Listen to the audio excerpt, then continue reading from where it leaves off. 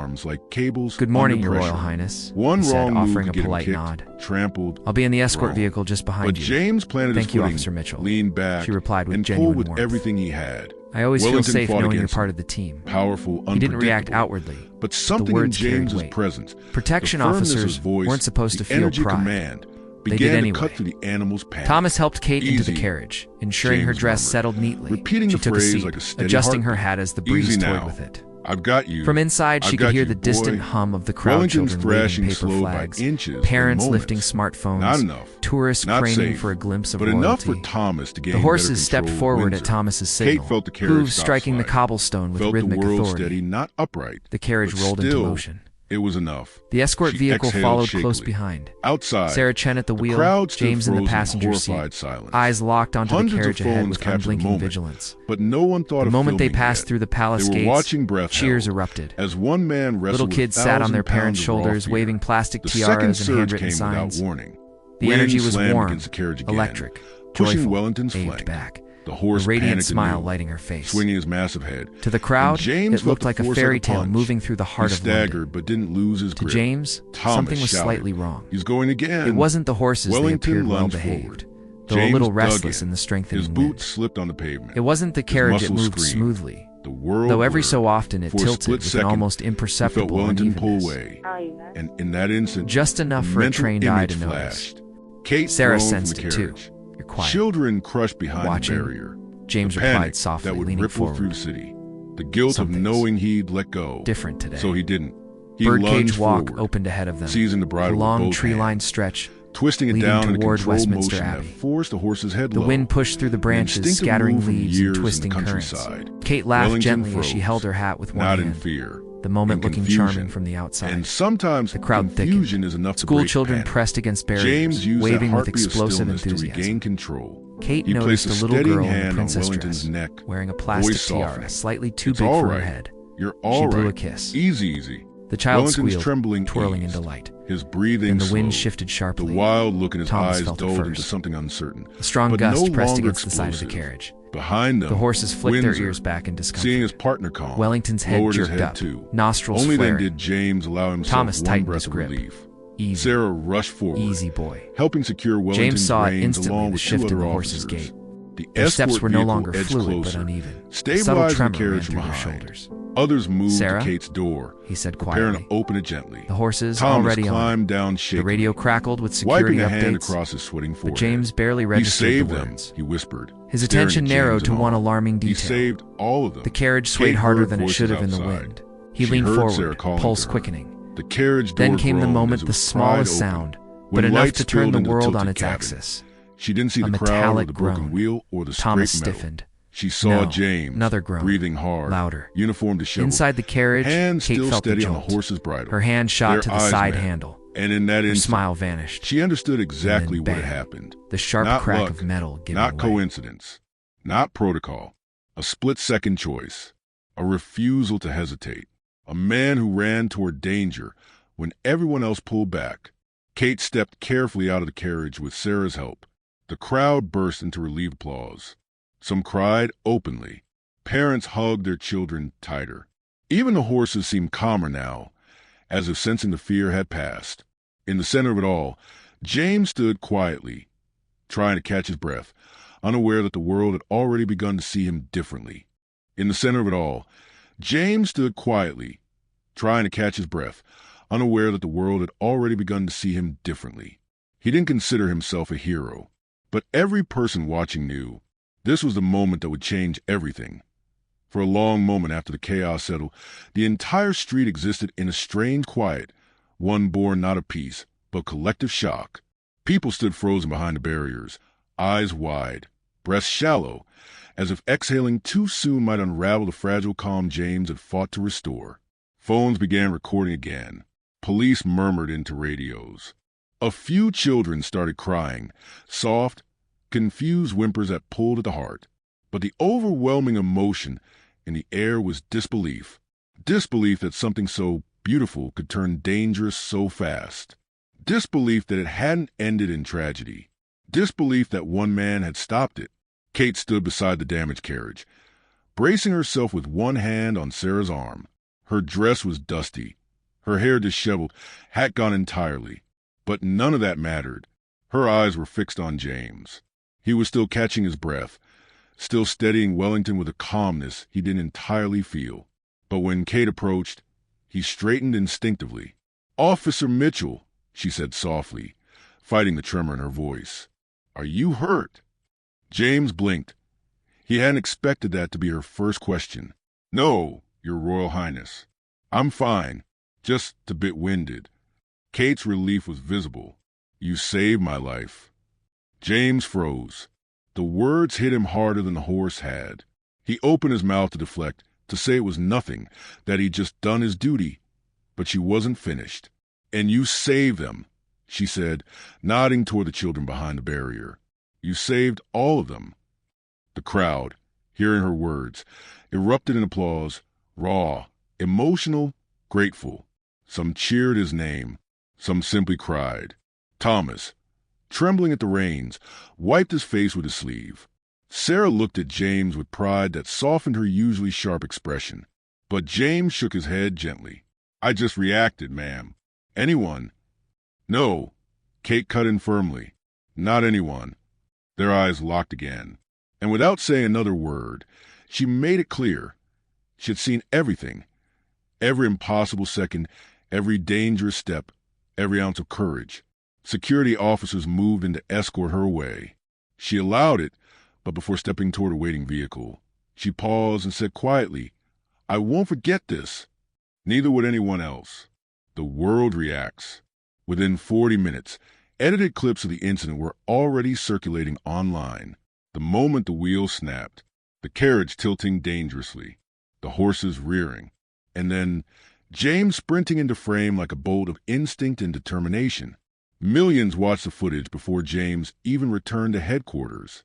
Words like hero, guardian, bravery, and unbelievable reaction time filled comment sections.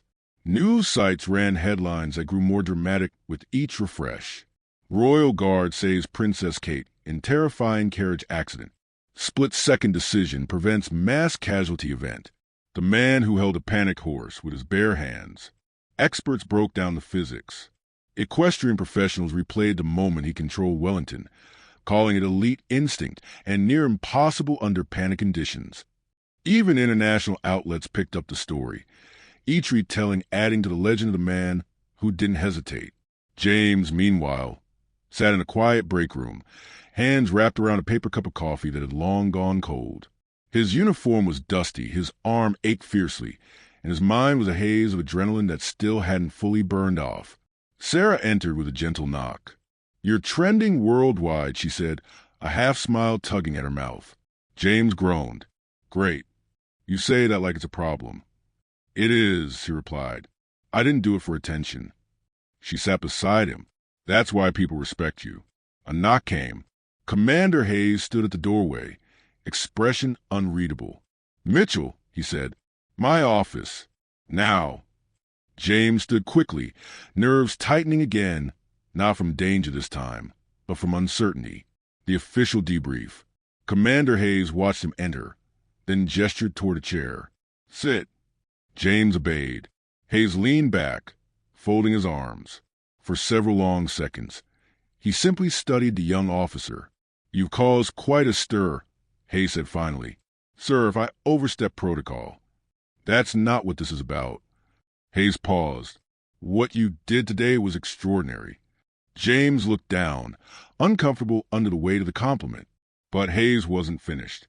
"I reviewed every angle of the footage," he said. "You ran toward a panic horse at full charge. You grabbed its bridle in motion. You stabilized a 1,000-pound animal while the carriage was collapsing. And you did it without a second of hesitation." James swallowed. Hearing it summarized made it feel unreal. "Sir, I just reacted." Hayes nodded slowly. "Yes, and your reaction saved a member of the royal family, and quite possibly dozens of civilians." He leaned forward. "Her Royal Highness has formally requested that you be commended." James blinked. "She did?" she insisted. Hayes's expression softened almost imperceptibly. "She's asked to meet with you privately tomorrow." The room felt suddenly small and warm. James's breath caught. "Sir, that's not necessary." "It is," Hayes replied. "She wants to thank you herself." "And Mitchell—" "Yes, sir." Hayes exhaled. "Good work." Those two words from a man like Hayes carried the weight of a medal. Kate's quiet struggle. Kate was back at Kensington Palace, but her mind hadn't left Birdcage Walk. She sat in a private room, tea cooling untouched on the table beside her. A doctor had confirmed she was physically unharmed, just shaken, bruised, and exhausted. But emotional shock settles deeper than any bruise. Every time she closed her eyes, she heard that metallic crack, felt the world tilting, saw the children behind the barriers. And then, always, James running into danger. Mary, her assistant, tried to discuss the rescheduling of the charity event. Kate listened politely, then finally interrupted. Mary, I need you to find everything you can about Officer James Mitchell. Mary paused mid-sentence. Of course, Your Royal Highness. May I ask why? Kate stared into distance, voice soft. Because he deserves more than a simple public thank you. He saved my life. He saved the lives of so many. She hesitated. And I want to know the man who made that choice. Unexpected fame. By evening, James's phone buzzed constantly. Family, former colleagues, old school friends, even journalists trying to secure interviews. He silenced it. All of it felt surreal. He didn't save anyone for glory. He didn't react to be seen. He did it because there was no alternative in his mind. His grandfather called from Yorkshire, voice trembling with emotion. I saw what you did, lad. Your grandmother would have been proud. James closed his eyes, a lump rising in his throat. I just did what felt right, Granddad. That's courage, the old man replied. Doing the right thing before fear catches up. James didn't sleep much that night. Tomorrow, he would walk into Kensington Palace. Not as a guard on duty, but as the man Kate personally wished to meet. And that thought alone kept his heart unsteady long after midnight.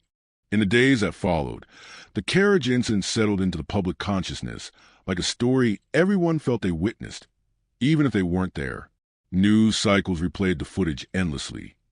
The wheels snapping free, the horses rearing, the carriage tipping sideways, and James Mitchell sprinting into danger with no hesitation and no calculation for his own safety. It became one of those rare moments that transcended ordinary headlines, a moment that reminded the world why the Royal Guard existed in the first place. But for James, the world didn't feel larger. It felt smaller, quieter, as if everything outside his own thoughts had been muted. Heroism, it turned out, was exhausting. The sudden fame was disorienting, and the weight of what-ifs pressed heavily on him when he was alone. Yet the next afternoon, as he walked through the gates of Kensington Palace, this time not in his usual route, not as a faceless part of protective detail, he felt something unfamiliar. Nerves. Deep, uncomfortable nerves. He had met royalty before. He had protected them for years. But meeting Princess Kate privately, at her own request, for reasons that went beyond protocol, that was something else, something more personal. A palisade led him through sunlit halls that smelled faintly of lavender and old books. They passed framed family photographs and children's drawings pinned with tiny magnets. It was strange, James thought, to see these human touches in a place the public always imagined as silent marble and gold. When he entered the garden room, Kate stood by the window, hands resting on the sill as she looked out at the private gardens. She wore a simple sweater and trousers, her hair tied loosely at the back. Not a single camera in sight. No crowds. Just two people who shared a moment that could have ended both their lives. Officer Mitchell, she said warmly as she turned. Thank you for coming. James bowed slightly, unsure how formal to be. Your Royal Highness. She smiled gently. Please sit. And James, when it's just us, you don't have to be quite so formal. He nodded, settling into a chair while she took another across from him. For a moment, she simply studied him, not in a way that made him uncomfortable, but with quiet sincerity, as if trying to understand the person behind the uniform. I wanted to speak with you without reporters, without ceremony, without anyone rehearsing our words, she said. Yesterday was, she paused, searching for the right word, terrifying.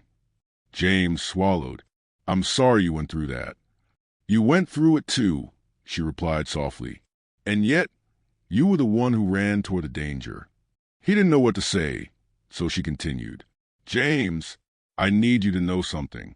When the carriage fell, when everything went sideways, I thought about the people behind the barriers, the children. I was afraid for them more than myself. And when I looked out that window and saw you running, I felt hope. For the first time since the incident, James felt emotion rise in his throat. I didn't think, he admitted quietly. I just acted. That, Kate said, is what courage is. She stood, crossing the room to retrieve a small velvet box from a polished table. When she sat again, she placed it gently into his hands. "These belong to Prince Philip," she explained. "I've been waiting for the right moment to give them to someone who understands duty the way he did. Someone who acts with instinct and honor, no matter the cost." James opened the box. Inside lay antique silver cufflinks engraved with a royal cipher. Elegant, understated, priceless. He froze. "Your Royal Highness, I can't accept this." "You can," she said softly, "and you will. They're a symbol of gratitude, mine and my family's." Overwhelmed, James closed the box carefully. The room felt suddenly smaller, more intimate. Something shifted in the air, not romantically, not improperly, but profoundly. The kind of shift that happens when two people survive something that could have ended differently. Their conversation drifted from the incident to his childhood on his grandfather's farm, to her charity work, to the strange way near tragedy strips away titles and roles. For nearly an hour, they talked as equals, each offering honesty, each carrying unspoken relief that the other had survived. When James finally left, the palace aide who guided him back through the halls noticed something about him. He walked differently, not with ego, not with swagger, just with quiet certainty, a ripple that reached farther than anyone expected. The formal recognition ceremony arrived weeks later, held in a modest gallery in Buckingham Palace. Prince William pinned the Royal Victorian Medal onto James's dress uniform, speaking openly about the courage witnessed that day. Cameras flashed, families applauded, and for once, James didn't feel uncomfortable with the attention. He felt proud. The investigation into the accident concluded that the wheel assembly had failed due to metal fatigue, microscopic cracks invisible to routine inspection. New safety protocols were established. The carriage was retired to a museum. Wellington and Windsor, the horses who had panicked into chaos, were retired to a countryside estate where they roamed peacefully among green fields and gentle breezes. Kate visited them quietly one afternoon, pressing her forehead to their warm necks, whispering thanks they could not understand but somehow felt. Meanwhile, life moved on for James.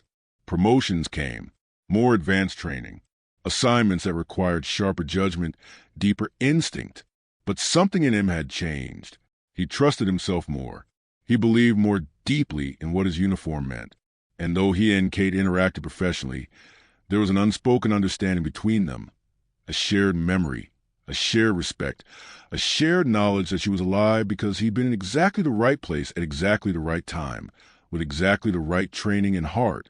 Years later, the incident became a historical footnote, then a documentary segment, then a clip shown in leadership courses about instinct and bravery. The horses lived out their days in peace. Thomas retired with honor. Kate continued her work with children's charities, often remembering how quickly normal could shatter. And James, older, more seasoned, eventually retired himself, would return to his grandfather's farmhouse on quiet evenings, tending the land with the same calm he once used to steady a panicked horse. Sometimes he'd open the drawer where he kept the cufflinks, the medal, and Kate's handwritten letter. One moment had changed everything. Not because it was dramatic, not because the world watched, but because it revealed who he truly was. A protector, a man of instinct, a man who ran forward when every instinct of survival says to run back. A legacy born in a single instant. If this story moved you, even for a moment, don't forget to hit like. It helps more people discover these powerful, true-to-life royal stories. And if you want more emotional, cinematic moments from a royal family, make sure to subscribe and turn on notifications so you never miss the next chapter. Thank you for watching, and remember, sometimes the smallest decisions create the biggest heroes.